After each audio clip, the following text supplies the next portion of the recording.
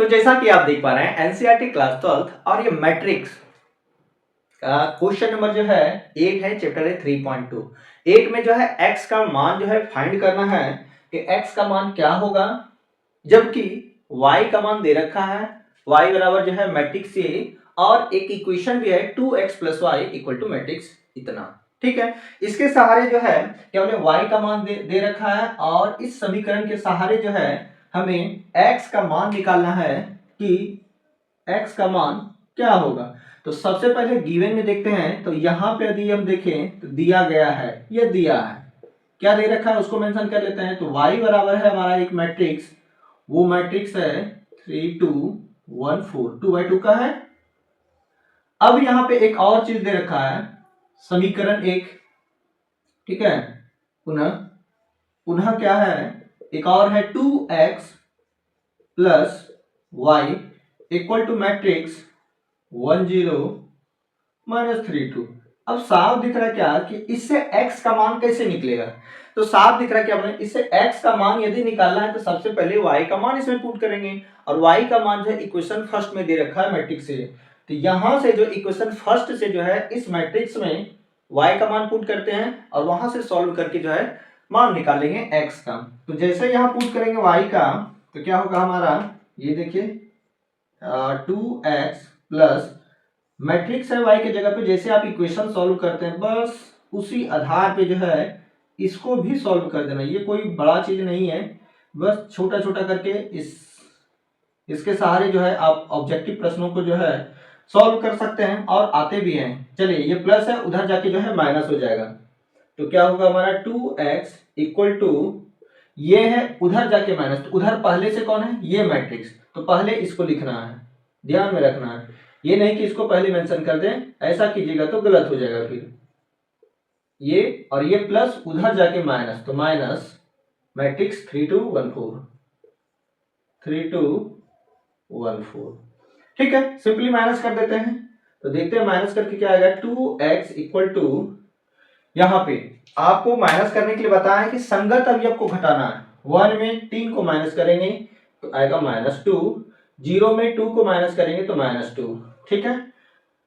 -3 में -1 करेंगे तो -4 और 2 में यदि 4 को माइनस करेंगे तो -2, कोई दिक्कत नहीं।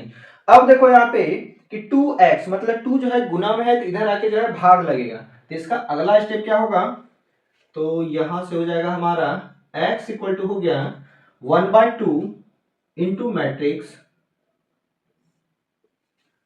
-2 2 -2 -2 -4 और -2। अब 1/2 का मतलब समझ रहे हैं क्या, क्या बोले 1/2 का मतलब समझ रहे हैं कि इसके प्रत्येक अवयव में जो है 2 से भाग कर देना है, बस कर दो। क्या बोले कि इसके प्रत्येक अवयव में जैसे ही 2 से भाग करेंगे तो मेरा नया जो मैट्रिक्स आएगा -1 -1 -2 और -1, और जो नया मैट्रिक्स आएगा वही हमारा जो x का वैल्यू होगा। तो बस इस तरह से साधारण था, कोई मतलब विशेष इसमें प्रयोजन था नहीं।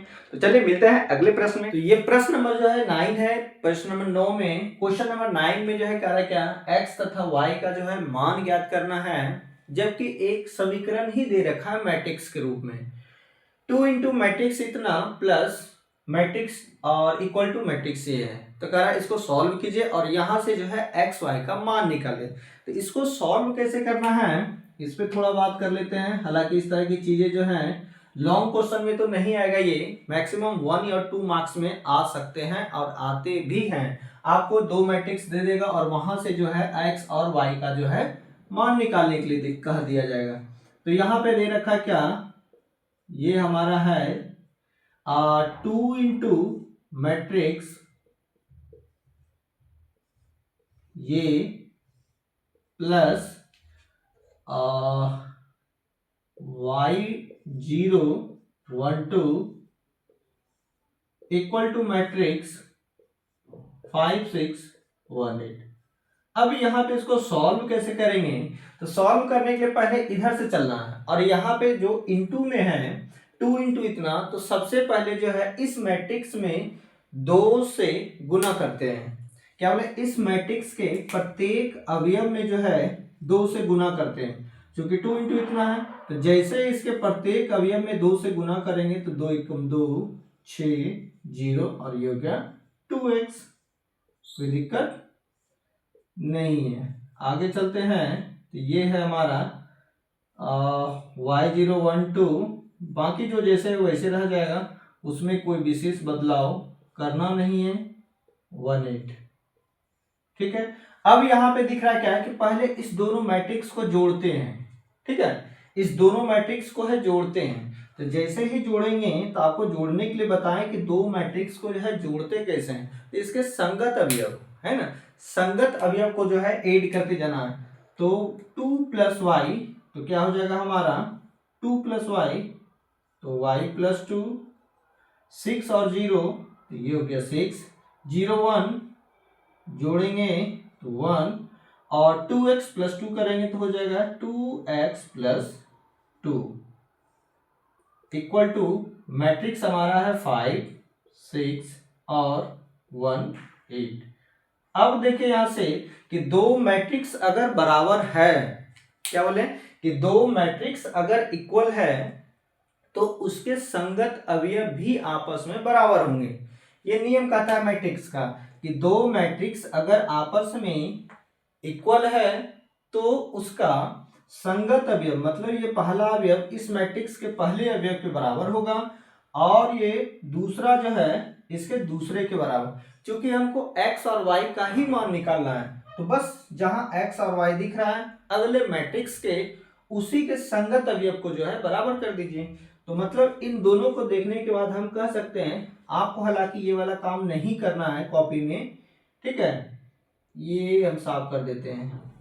तो यहां से क्या लिख सकते हैं, इसलिए हम कह सकते हैं कि y + 2 इक्वल टू क्या हो जाएगा 5, तथा और यहां से कहेंगे 2x + 2 और अगले मैट्रिक्स के जो है ये इसके संगत है 8। ठीक है, तो यहां से y का मान निकाल लेते हैं। जैसे यहां से y, इसलिए हम कह सकते हैं कि y बराबर क्या हो गया 5 - 2, तथा यहां से x का वैल्यू क्या हो जाएगा, तो 2x इक्वल टू बोलेंगे 8 - 2। दुख, परेशानी, पीड़ा, कष्ट नहीं है। ठीक है, और एक स्टेप और आगे बढ़ जाते हैं, तो y इक्वल टू हो गया 3 और यहां से 2x बराबर हो गया हमारा 6। जब 2x बराबर 6 है, या एक स्टेप और चले जाते हैं 3, तथा यहां से x बराबर कितना हो गया 3। अतः हम बोल सकते हैं इस तरह से कि x का मान भी 3 होगा और y का मान भी जो है 3 होगा। तो इस तरह से दिए गए मैट्रिक्स अगर इक्वेशन के रूप में है तो वहां से जो है x y का मान इजीली फाइंड कर सकते हैं। ठीक है, चलिए मिलते हैं अगले प्रश्न में, तब तक के लिए